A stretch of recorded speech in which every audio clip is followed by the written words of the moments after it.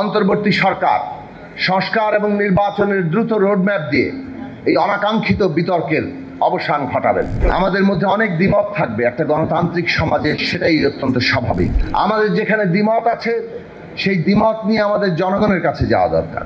আমাদের সামনে সংস্কার নির্বাচন এবং এই সংস্কার নির্বাচনের প্রক্রিয়ার মধ্য দিয়ে একটা গণতান্ত্রিক বাংলাদেশ, একটা নতুন রাজনৈতিক বন্দোবস্ত প্রতিষ্ঠার চ্যালেঞ্জ আছে। সেই চ্যালেঞ্জের মধ্যে আমাদের পদ্ধতিগত জায়গাগুলোতে রাজনৈতিক পক্ষগুলো একটা ন্যূনতম ঐক্যমত্যে আসা দরকার। আমাদের মধ্যে অনেক দ্বিমত থাকবে একটা গণতান্ত্রিক সমাজে, সেটাই অত্যন্ত স্বাভাবিক। কিন্তু আমাদের মধ্যে যে জায়গায় ঐক্য আছে সেই ঐক্যকে সংহত রেখেই যাতে আমরা দ্বিমতের জায়গায় লড়াই করি।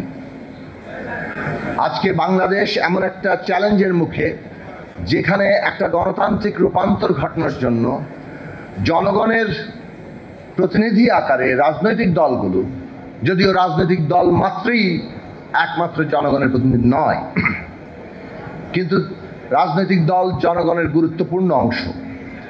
কাজেই ওয়ালটন আবারও মিলিনিয়ার অফারে ওয়ালটন ফ্রিজ কিনে আপনিও হয়ে যেতে পারেন মিলিয়নিয়ার।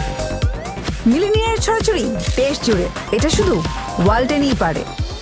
প্রাথমিকভাবে রাজনৈতিক দলগুলো যেখানে সর্বসম্মত হচ্ছে সেইটা আমাদের জাতীয় সনদ হবে, এইটার উপরে আমাদের পদ্ধতিগতভাবে দাঁড়ানো দরকার। আমাদের যেখানে দ্বিমত আছে সেই দ্বিমত নিয়ে আমাদের জনগণের কাছে যাওয়া দরকার। জনগণ ভোট দিয়ে, তার সংগ্রাম দিয়ে সেই মতগুলোকে রাজনীতিতে প্রতিষ্ঠা করবেন।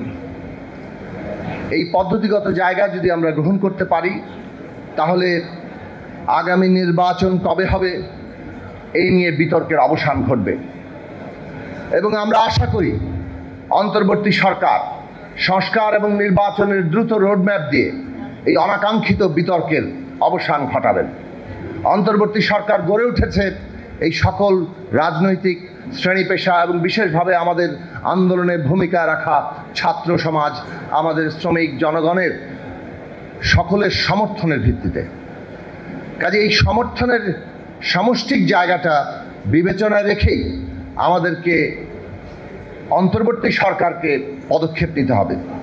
অন্তর্বর্তী সরকার মৌলিক প্রশ্নে কনসেনসাসের উপরে দাঁড়াবে, সেইটাই আমাদের আকাঙ্ক্ষা।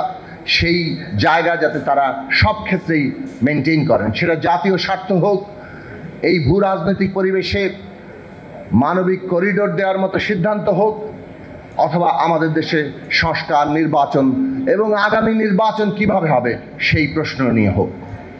শেষে এই কথা বলি, জনগণের ম্যান্ডেটই আসল কথা।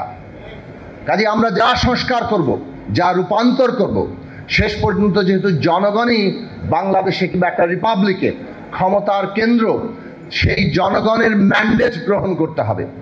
আজকে যাই সংস্কার হোক না কেন, শেষ পর্যন্ত জনগণের ম্যান্ডেট নিয়ে তাকে র্যাটিফাই করতে হয়। এটাই যে কোনো রিপাবলিকের পদ্ধতি।